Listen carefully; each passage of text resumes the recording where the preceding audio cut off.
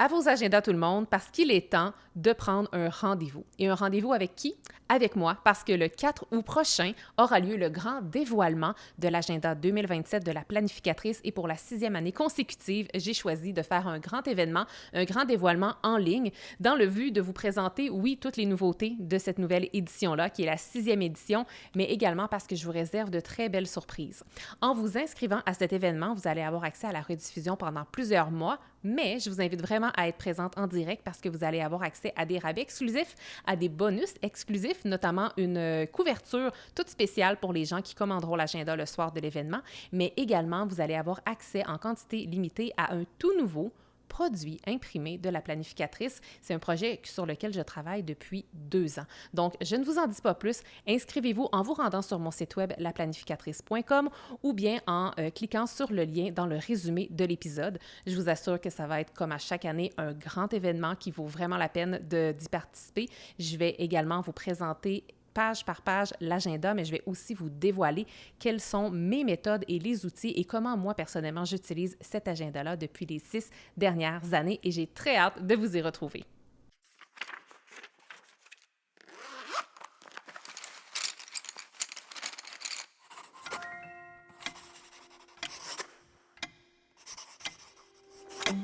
Saviez-vous que j'ai déjà été le genre de fille qui se valorisait en faisant 1 million de choses en même temps, en étant continuellement occupée et en cumulant les heures supplémentaires?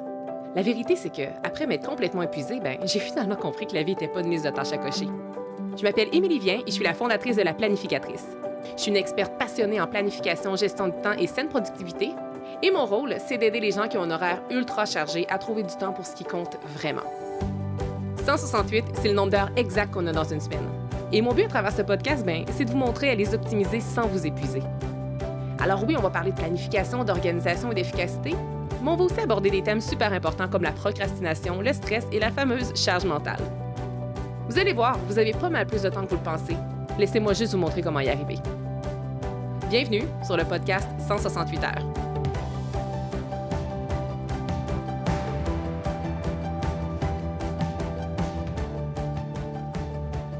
Dans la vie, je pense que c'est super important de savoir où est-ce qu'on s'en va. Parce que quand on sait où est-ce qu'on s'en va, ça crée une motivation à passer à l'action, même dans les moments où on n'a pas envie de le faire.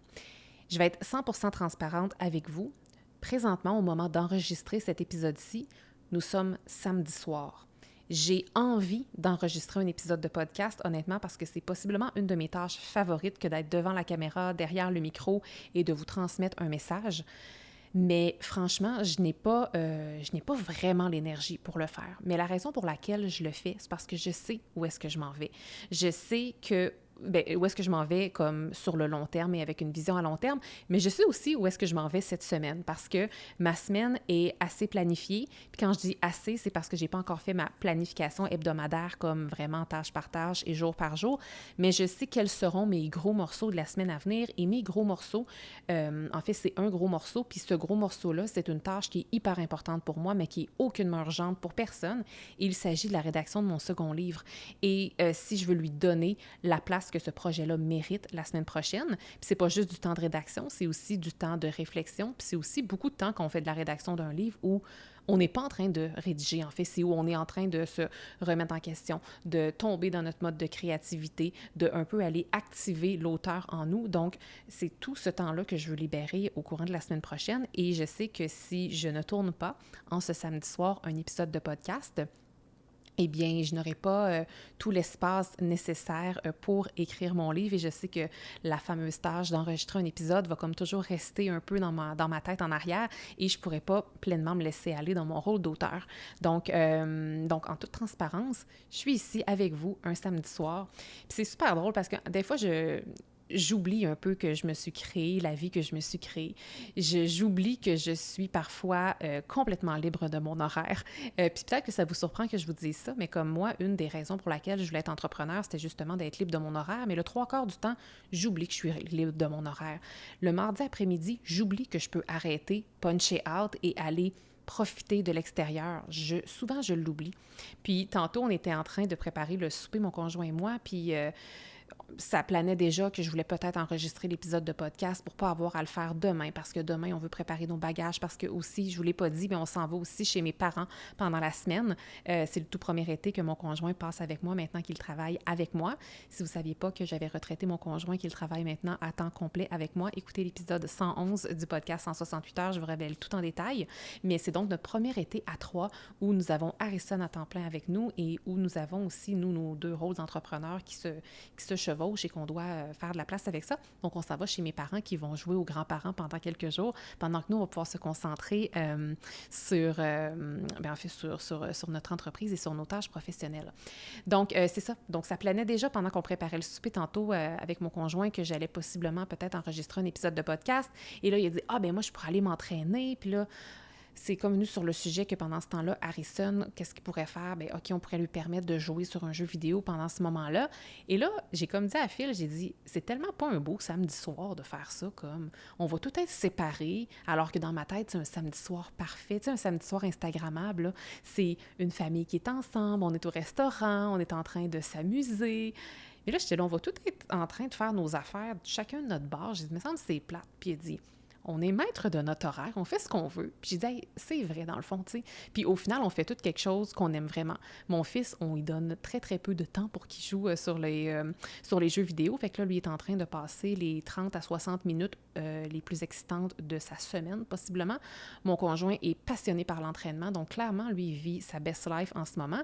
Et moi, même si je ne suis pas au sommet de mon énergie, je sais que ça, malgré le fait que ça m'a demandé un effort de m'asseoir ici, de préparer grossièrement mon épisode puis de venir vous le présenter, ça vient avec je sais que ça va m'énergiser, en fait, cet exercice-là que d'enregistrer l'épisode parce que c'est une de mes tâches favorites.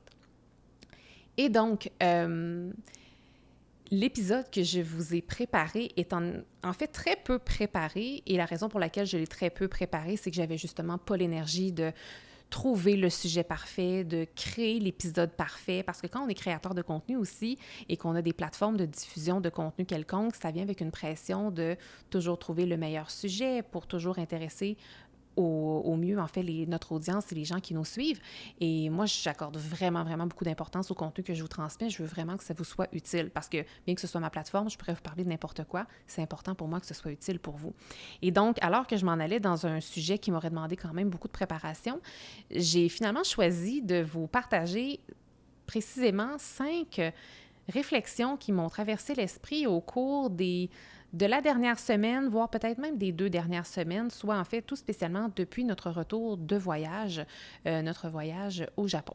J'ai dédié, le précédent épisode était d'ailleurs dédié un petit peu à notre, pas tant au Japon, là, j'en ai parlé, mais en fait c'était surtout des réflexions que j'ai ramenées en fait de ce voyage-là. Qu'est-ce que ce voyage-là a transformé en moi?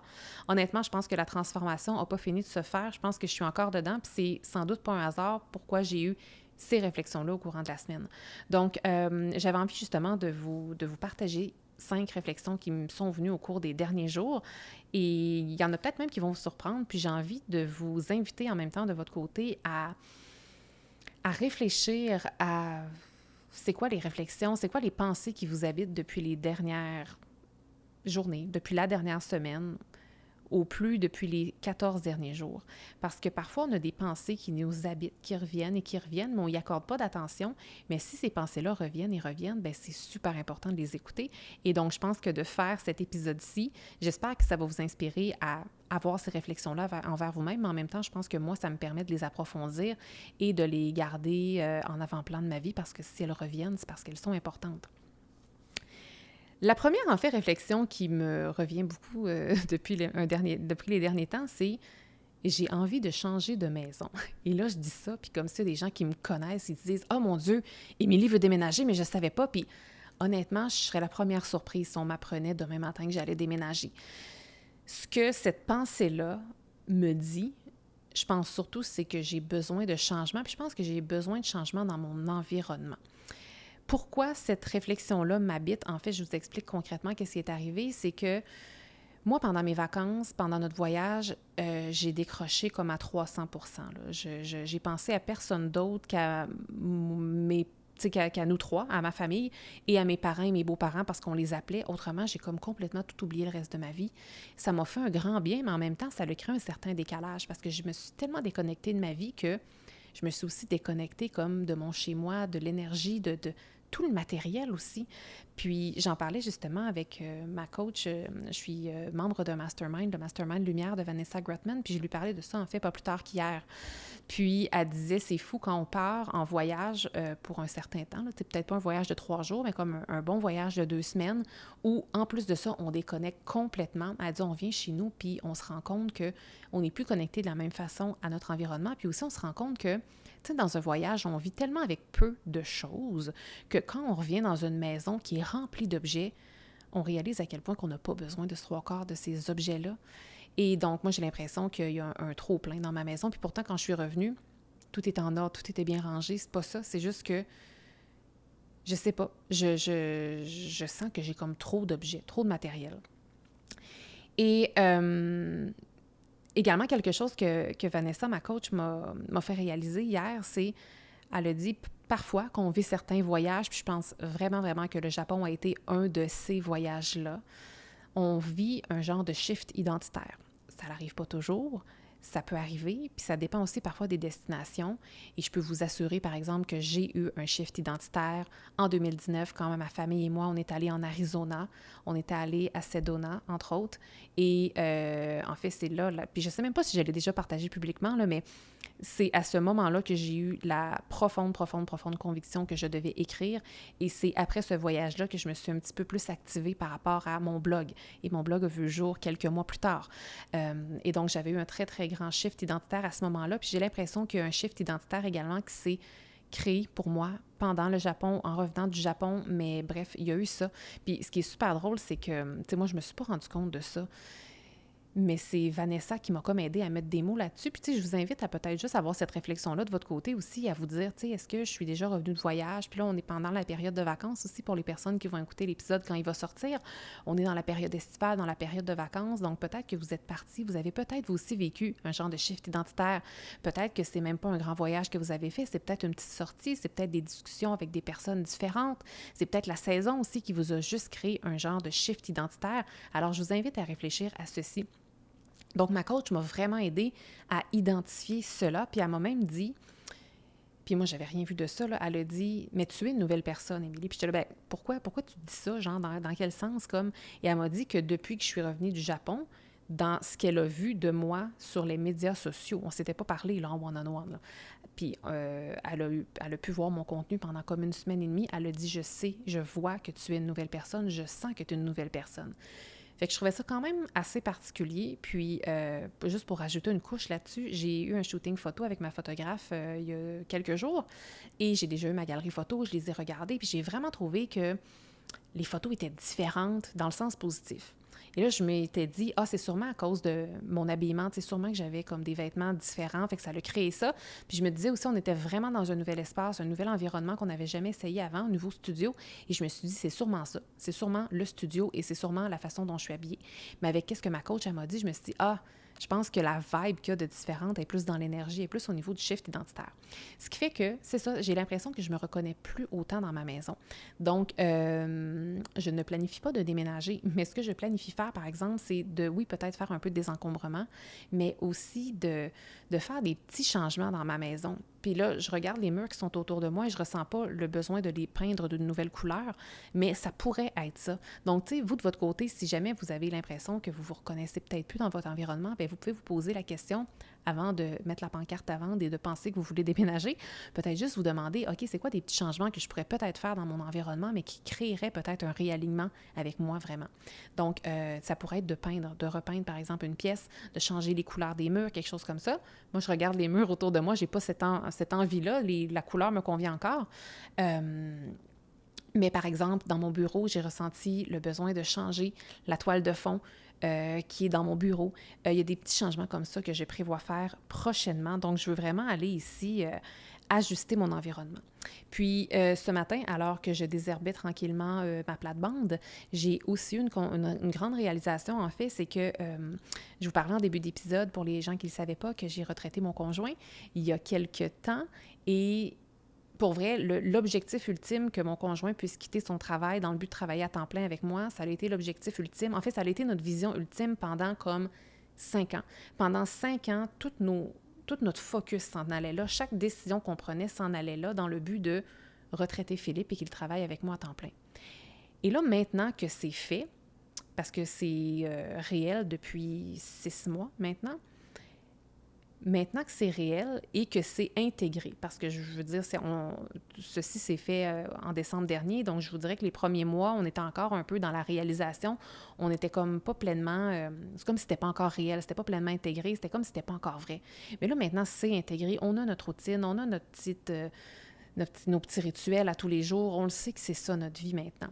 Ce qui fait que maintenant qu'on a comme atteint cette si grande vision-là, j'ai l'impression que, puis je ne saurais pas vraiment comment vous l'expliquer, là, mais c'est comme ça que je sens à l'intérieur de moi. J'ai l'impression que notre prochaine vision est liée peut-être à notre maison et peut-être liée à notre environnement de vie, à notre lieu de vie. Et donc, c'est peut-être pour ça que le désalignement avec mon habitat intérieur présentement est aussi criant, aussi fort. Peut-être que oui, le fait d'être parti en voyage, ça a créé un peu ce shift-là, cette transition-là, mais peut-être aussi parce que je ressens l'appel d'aller définir c'est quoi ma prochaine grande vision, disons, de dans 5 ans. Fait que voilà. Je vous partage ça vraiment comme je suis zéro préparée, là, comme j'ai des post-it ici avec les réflexions pour pas que je les oublie, parce qu'on se rappelle que mon cerveau n'est pas au top parce qu'on est un samedi soir. J'ai des fiches où que j'ai juste mis des post-it avec les 5 réflexions que j'ai eues, mais je n'ai pas toutes les réponses. Et les réponses, je pense que je les trouve tranquillement en vous parlant et en improvisant complètement le contenu que je suis en train de vous livrer. Mais voilà, donc j'ai pas toutes les réponses. Il y a beaucoup de suppositions. Alors ça, c'était ma première grande réflexion que j'ai eue récemment.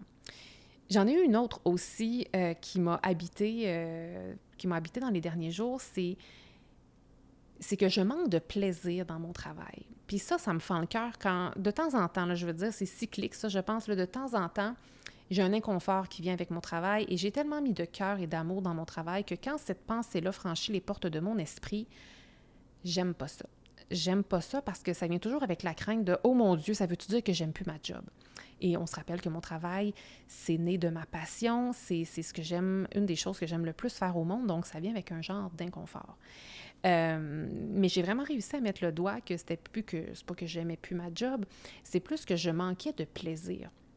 Et puis, en fait, je pense que derrière cette réflexion-là, qu'est-ce que ça veut dire? C'est que mon identité évolue. Mon identité évolue, puis ce qui me passionnait, puis ce qui me donnait beaucoup, beaucoup de plaisir, il y a par exemple, je sais pas moi, 2 ans, bien, c'est normal que peut-être que je n'y trouve plus autant de plaisir. Il y a tellement de choses, de détails que je faisais avant, puis que je me valorisais beaucoup là-dedans, puis j'avais du plaisir là-dedans. Mais aujourd'hui, j'ai tellement ce besoin de simplification-là. J'ai vraiment envie de ne plus être impliquée dans les détails. Et je pense que c'est un appel aussi à déléguer davantage, à faire davantage de place, encore plus dans mon horaire pour la chef d'entreprise que je suis, pour la visionnaire que je suis. Et c'est ça, juste faire un peu plus de place pour justement ma prochaine vision, les prochains rôles que je veux jouer. Voilà, puis tu sais, je pense que je veux juste être encore de moins en moins dans les opérations. Puis je vous dirais que dans la dernière année, j'ai mis en place un paquet de choses qui font que je me sors davantage des opérations, mais reste que je suis quand même impliquée dans plein de décisions encore. Fait que là, c'est de peut-être prendre le recul, encore plus de recul en fait, pour être capable de prendre les bonnes décisions, pour voir, OK, qu'est-ce que je garde pas, qu'est-ce qui se délègue, qu'est-ce que je choisis de garder dans ma cour, parce que parfois, il y a des détails qui me procurent du plaisir, puis ceux-là, c'est correct de les garder dans ma cour, mais je me rends compte que souvent, il y avait peut-être trop de choses encore dans mon assiette qui ne me plaisaient plus, ce qui faisait que c'est comme un peu, si on pense à une balance, dans le travail, idéalement, on va essayer que la balance, que le côté le plus lourd, que ce soit le côté le fun. Hein? Et donc, on dirait que dans les derniers temps, peut-être que c'était un peu l'inverse. Donc là, je trouve que c'est un bon moment l'été, d'autant plus que j'ai vraiment simplifié mon horaire cet été pour avoir un peu moins de travail. Bien, je trouve que ça me donne quand même un petit peu plus d'espace pour réfléchir et de peut-être justement faire le point dans le but de débuter à l'automne avec plus de clarté par rapport à ça et terminer l'année justement en ayant encore plus de plaisir. Donc, mon intention, c'est vraiment, je pense, de me reconnecter à encore plus de joie dans mon travail et ça passe notamment beaucoup, beaucoup par le podcast. Ça passe aussi beaucoup par l'écriture de mon livre. Écrire, c'est tellement une passion, donc c'est pas un hasard pour lequel que je vous disais que j'ai libéré du temps dans mon horaire la semaine prochaine pour aller travailler justement sur mon livre parce que bien que j'aurais plein d'autres choses à faire, honnêtement, parce que j'ai quand même le lancement de l'agenda qui s'en vient. J'ai une équipe qui m'aide, mais quand même, je pourrais toujours en faire plus et en faire plus. Là, ce que j'ai envie de faire, là, ce que mon cœur a envie de faire, c'est de me reconnecter à mon livre. La troisième réflexion qui m'habite depuis les dernières semaines, derniers jours, c'est que je vis mon horaire idéal, mais en même temps, il est rempli de défis, cet horaire idéal-là. Je vous disais un petit peu plus tôt que c'est le premier été que nous vivons à 3. Alors, moi, je travaille de la maison. Maintenant, mon conjoint travaille de la maison et nous avons notre petit garçon Harrison, 7 ans et demi maintenant, qui est avec nous à temps plein tout l'été. Donc, on a fait le choix de ne pas l'envoyer au camp de jour pour justement vivre ces étés-là, les très peu d'étés qu'on a finalement avec nos enfants. Donc, on a envie de le vivre avec lui. L'an passé, je l'avais vécu toute seule avec mon fils, mais cette année, mon amoureux est avec moi, est avec nous. Et donc, pour vrai, de l'extérieur, on vit un peu un horaire de rêve, là, parce que finalement, on fait ce qu'on veut de nos journées. On n'a pas vraiment de cadran le matin. Harrison se lève à l'heure qu'il veut. Mon chum a le temps de s'entraîner quand il veut dans la journée. Moi, je peux vaquer à mes activités. On a un super bel été. Donc, à tous les matins, on déjeune dehors. On prend le temps comme de prendre un café allongé dans le sens... on l'allonge sur le temps, on prend le temps qu'on veut. Si on a envie en plein après-midi d'aller jouer les touristes dans le Vieux-Québec, de prendre la voiture, d'aller se promener, d'aller au restaurant, bref, on peut faire ce qu'on veut. On va aussi chez nos parents, donc on a vraiment de l'extérieur un horaire de rêve. Un horaire, je pense que bien des gens aimeraient avoir.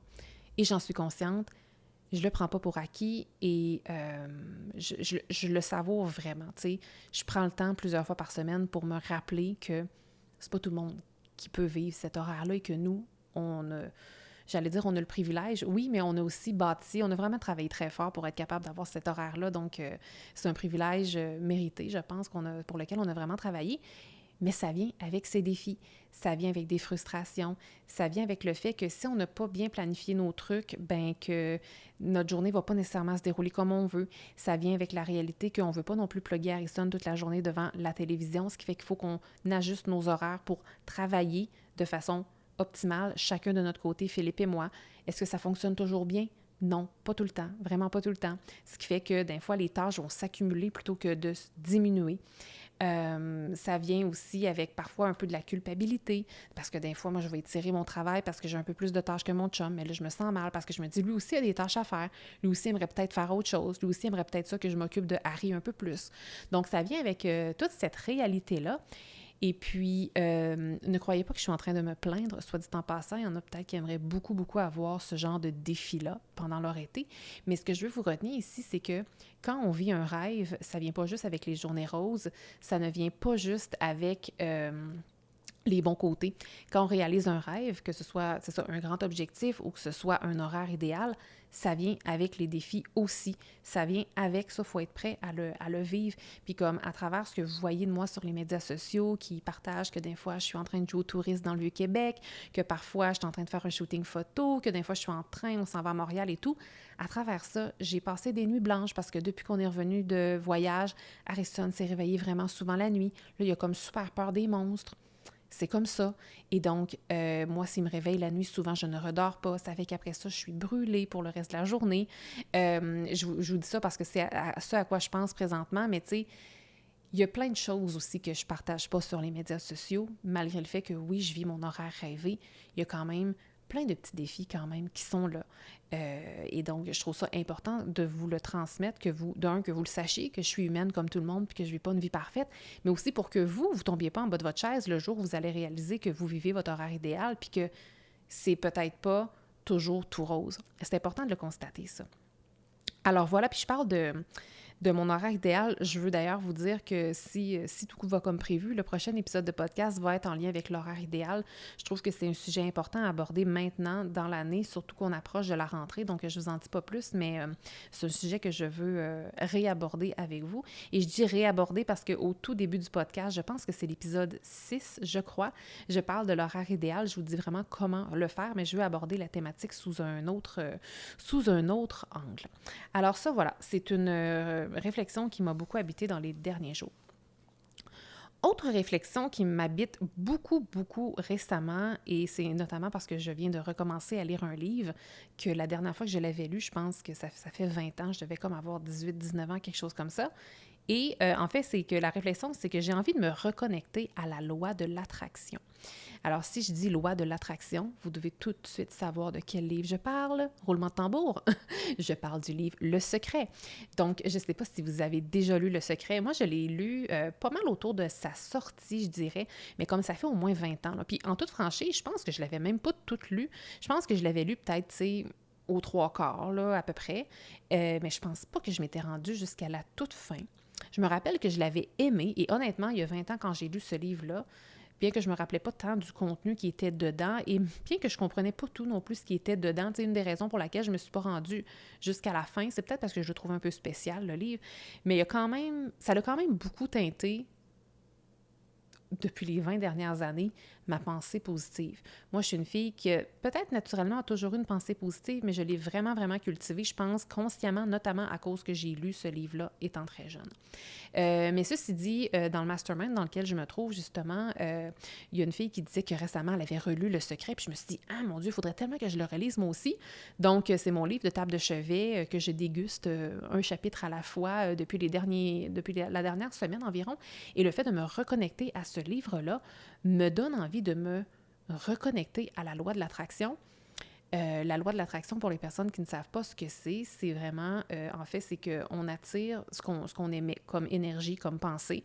Et en fait, chacune de nos pensées à laquelle nous pensons émet une fréquence énergétique, émet de l'énergie, ce qui fait que ça va attirer la même chose. Ce qui fait que si on pense, on a toujours des pensées négatives, ben c'est ça qu'on va attirer. Alors que si on est plus dans le positivisme, quand on pense à qu'est-ce qu'on veut avoir, quand on pense à ce qu'on veut manifester, quand on pense à plein de belles choses, ben c'est ça qui va naturellement arriver. C'est une loi qui est un peu comme la loi de la gravité. T'sais, la loi de la gravité, on ne la remet jamais en question. La loi de l'attraction non plus, on ne devrait jamais la remettre en question. Et donc, pourquoi je dis que j'ai envie de remettre la loi de l'attraction dans ma vie? En fait, on ne dit pas dans la vie, je veux remettre la loi de la gravité dans ma vie. Elle est là, elle existe. On la subit, en fait. Donc, la loi de l'attraction, c'est pas que je veux y faire plus de place. C'est juste que je pense que je veux retrouver un petit peu plus de conscience avec ça parce que je la subis. Je la subis depuis toujours, la loi de l'attraction. Mais là, c'est comme si en relisant le livre Le Secret, je me rends compte que c'est comme si je me suis limitée.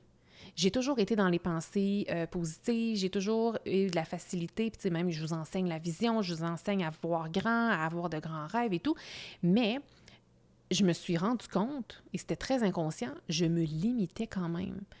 Tu sais, dans les derniers temps, il y a longtemps, là, pas juste dans les derniers mois, là, comme dans les dernières années, on dirait que même si j'avais des idées de grandeur, des fois, je me limitais quand même. Tu sais, ça pouvait être aussi banal que de me dire « Ah, je peux pas me permettre ça. » Tu sais, je peux pas me permettre ça.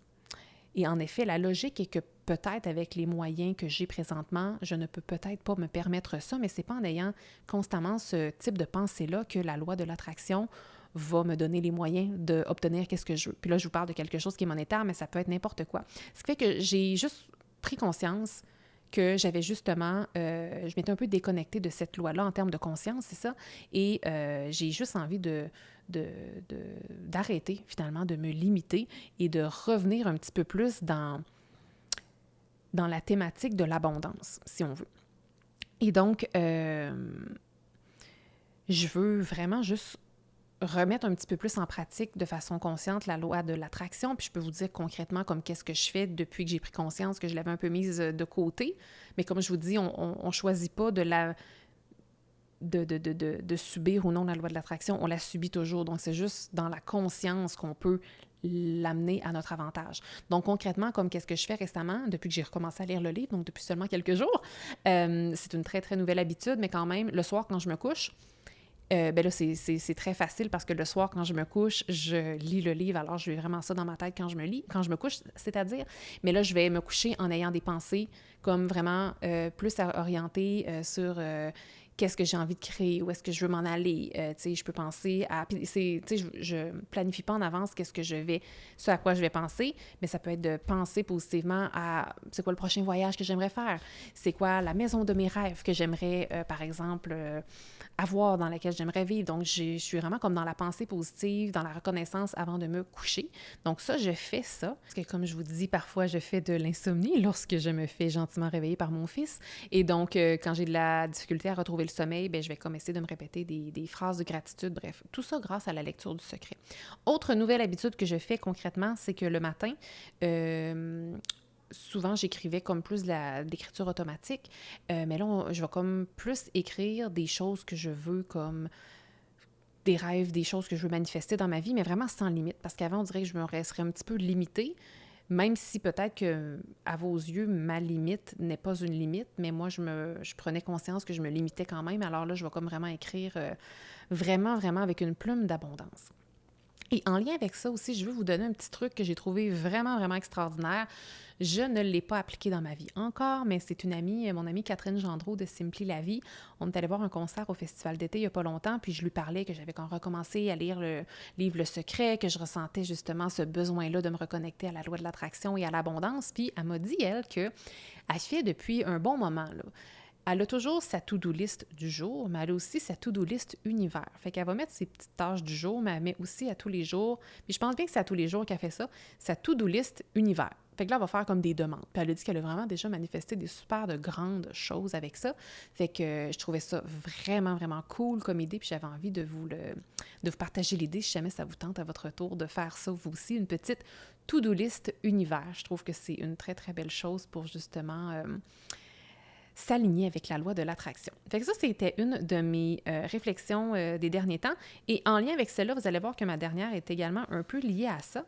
C'est une prise de conscience que j'ai eue, en fait. C'est une réflexion que la vision, là, c'est vraiment pas la même chose que la visualisation. Puis pourquoi ça m'a autant habité, c'est parce que je pense que justement, en me remettant dans le livre Le Secret, j'ai réalisé à quel point dans les derniers temps, je me suis déconnectée de la visualisation, alors que j'ai pourtant jamais arrêté d'être connectée avec la vision. Vous le savez, la vision, c'est quelque chose en quoi je crois profondément. Je vous l'enseigne, c'est une thématique hyper, hyper présente dans les programmes d'accompagnement que j'ai, que ce soit le programme Croissance ou bien mon Mastermind d'expansion. En fait, la vision guide tout. Et j'en parle de plus en plus, mais vous n'avez pas fini de m'entendre de parler de la vision comme c'est tellement à la base de tout, je trouve. Donc, je parle tout le temps de la vision. J'ai une vision, je sais où je m'en vais, j'ai ma direction, mais je me suis quand même déconnectée beaucoup dans les derniers temps de la visualisation et c'est vraiment pas la même chose. J'ai un épisode d'ailleurs concret, oui, mais très détaillé, ce que je voulais dire sur la visualisation sur le podcast.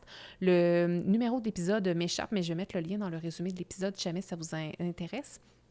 Et donc, c'est ça. C'est surtout dans les derniers mois, je pense, que je me suis déconnectée de la visualisation. Avant, c'était vraiment une partie intégrante de ma routine matinale. Tu sais, il y a quelques années, moi, je faisais vraiment le Miracle Morning. Et dans les 6 étapes du Miracle Morning, il y a la visualisation, ce qui fait que, comme je faisais toujours mon Miracle Morning, ça faisait partie de ma petite to-do list là, de mon rituel matinal de faire la visualisation. Donc, je le faisais à tous les jours. Et là, on dirait que j'ai juste arrêté de le faire depuis un bon moment. Donc, je me suis déconnectée de la visualisation et je ressens le besoin de recommencer à visualiser davantage. Donc, quand je vous disais qu'avant de me coucher, je pense justement à ces choses-là, je m'endors tellement plus vite. En fait, je m'endors tellement dans un état de bien-être et de satisfaction. Puis, j'en ai aussi parlé à mon conjoint de ça. Puis, je lui ai dit, tu sais, il faudrait se remettre à faire un vision board. Il faudrait se remettre à... parce que j'en ai fait un tableau de visualisation au début de l'année. il est dans mon agenda. J'en ai un aussi sur mon téléphone, mais c'est comme si je ressens le besoin d'aller un peu plus loin avec ça. J'ai envie qu'on se fasse un grand tableau de visualisation familiale. J'ai envie qu'on fasse la visualisation ensemble, mon conjoint et moi, maintenant que je ne pilote plus mon entreprise seule, mais qui est vraiment avec moi aussi là-dedans. Maintenant qu'on a tellement atteint une grande vision justement, quand il a quitté son travail et qu'il a maintenant intégré la planificatrice, j'ai envie qu'on redessine ensemble tout ça, mais je veux pas juste qu'on définisse la vision, je veux qu'on prenne, puis là, tu sais, je l'inclus là-dedans parce que je lui en ai parlé, mais la responsabilité me revient à moi, bien entendu, je veux recommencer à visualiser davantage et je veux vraiment faire un peu plus de place dans ma vie pour la visualisation. Et donc, je pense que qu'est-ce qu'il y a derrière ça, c'est que c'est un peu une mise à jour sur ma façon de rêver, je pense. Alors, c'est ce que j'avais envie de vous partager pour cette 5e réflexion-là. Puis j'aurais envie de vous dire à vous aussi, c'est quoi la place que la vision a dans votre vie et c'est quoi la place que la visualisation a dans votre vie. Puis honnêtement, tu sais, comme là, je vois toutes les idées se bousculer dans ma tête au moment où je vous dis ça. Je pense que juste ce thème-là pourrait tellement avoir un épisode à lui seul parce que si vous accordez beaucoup de place dans votre vie à la vision, c'est extraordinaire, mais il va falloir que vous intégriez aussi la visualisation. Et même chose, si vous mettez beaucoup de place dans votre vie pour la visualisation, mais que vous ne savez pas exactement où vous vous en allez et que la vision n'a pas vraiment de place, les deux, je pense, sont essentiels et doivent vivre conjointement pour avoir un maximum de résultats, de bienfaits et de potentiel finalement. Et donc voilà, puis en préparant cet épisode-là, ou plutôt en essayant de ne pas préparer cet épisode-là, devrais-je dire, tu sais, je me suis rendu compte d'une chose. Toutes ces réflexions-là que je viens de vous partager, là, les 5 réflexions, tu sais, je les ai pas eues parce que j'avais les réponses. Je les ai eues parce que je me suis donné du temps pour me poser ces questions-là. Je vous disais en début d'épisode à quel point c'est important d'écouter les pensées, les réflexions quand elles reviennent plus d'une fois, parce que si elles reviennent plus d'une fois, c'est parce qu'elles méritent d'être entendues et qu'elles ont un message à nous révéler. Et donc, il faut se donner ce temps-là. Et je pense que c'est probablement ça, un des plus beaux cadeaux qu'on peut se faire, c'est de créer de l'espace où on peut réfléchir avant de réagir. Puis là, je vais aller à l'extrême, là. Penser que je suis plus bien dans ma maison, là, ça ne veut pas dire qu'il faut que je mette une pancarte demain matin devant ma maison. On comprend? C'est de se donner l'espace de réfléchir pour essayer de comprendre qu'est-ce que cette réflexion-là a à nous dire. Puis là, je pense que j'ai trouvé beaucoup de réponses dans les réflexions que j'ai eues avant cet épisode-ci. Je pense que mes réflexions ont trouvé encore plus de profondeur et j'ai peut-être trouvé encore plus de réponses en vous en parlant ouvertement derrière le micro, mais je pense que les réponses n'ont pas fini non plus d'émerger. Donc, vraiment, là, de créer de l'espace pour réfléchir, c'est tellement payant, c'est tellement productif. Puis je pense que c'est exactement la raison pour laquelle, depuis des années, les premières pages de mon agenda, ils ne commencent pas avec un calendrier. Pour les personnes qui sont utilisateurs ou utilisatrices de mon agenda, soit l'agenda de la planificatrice, les premières pages, ce n'est pas une to-do list, ce n'est pas un calendrier. Ce sont des espaces de réflexion. C'est de l'introspection. Et au final, toutes les réflexions qui me sont venues là, dans les derniers temps, là, les 5 réflexions que je viens de vous partager aujourd'hui, c'est de l'introspection en fait. Parce que moi, je pense qu'avant de planifier nos semaines, il faut prendre le temps de se retrouver. Il faut prendre le temps de se comprendre. Il faut prendre le temps de faire le point et de savoir, OK, où est-ce que je me situe maintenant? Parce que si on ne prend pas le temps de se reconnecter, de se retrouver, de savoir où est-ce qu'on se trouve maintenant, ça va être très, très, très difficile de tracer la ligne et la trajectoire pour la suite de notre année, la suite de notre prochaine semaine, notre prochain mois, nos prochains 12 mois. Et donc, c'est pour ça que derrière l'agenda de la planificatrice, tout a été réfléchi comme ça. Dans les prochains jours, soit précisément le 4 août prochain, c'est vraiment très, très bientôt, je vais dévoiler le tout nouvel agenda de la planificatrice. C'est la 6e édition déjà. Je vous remercie pour votre confiance, pour toutes les personnes qui ont déjà l'agenda de la planificatrice entre les mains, qui l'ont déjà utilisé. Et je sais qu'il y en a qui m'écoutaient, que vous l'avez déjà depuis le tout début. Et je veux prendre le temps de vous remercier, mais je veux aussi surtout prendre le temps de vous inviter à vous inscrire au grand dévoilement de l'agenda 2027 de la planificatrice. C'est bientôt, c'est le 4 août. Il y a déjà plus de 1000 personnes d'inscrites. Ça prévoit déjà d'être un très, très grand événement. Je suis super emballée par ça. Et réservez votre place maintenant si ce n'est pas déjà fait. Pourquoi? De un, parce que c'est gratuit. De deux, parce que je vais vraiment vous donner tous mes conseils en lien avec cet agenda-là. C'est vraiment comme une mini-formation, en fait. Je vais vraiment vous montrer comment moi, j'utilise cet agenda-là. Ensuite de ça, mettez non seulement ce moment-là à votre agenda, mais également soyez-y en direct. C'est de 19h30 à 21h, heure du Québec. Si jamais vous ne pouvez pas y être, vous allez avoir accès à la rediffusion, mais je vous invite vraiment à être là en direct parce que pour les personnes qui vont être présentes avec moi, nous allons de un vivre plein de belles émotions. Ça va être festif, ça va être agréable. On va vivre un beau moment. Vous allez aussi pouvoir me poser vos questions si vous en avez. Mais également, vous allez avoir accès à des bonus, à des réductions exclusives. Pour les personnes présentes en direct, vous allez aussi avoir accès à une couverture d'agenda exclusive pour les personnes qui vont commander l'agenda pendant l'événement. Alors, sachez-le.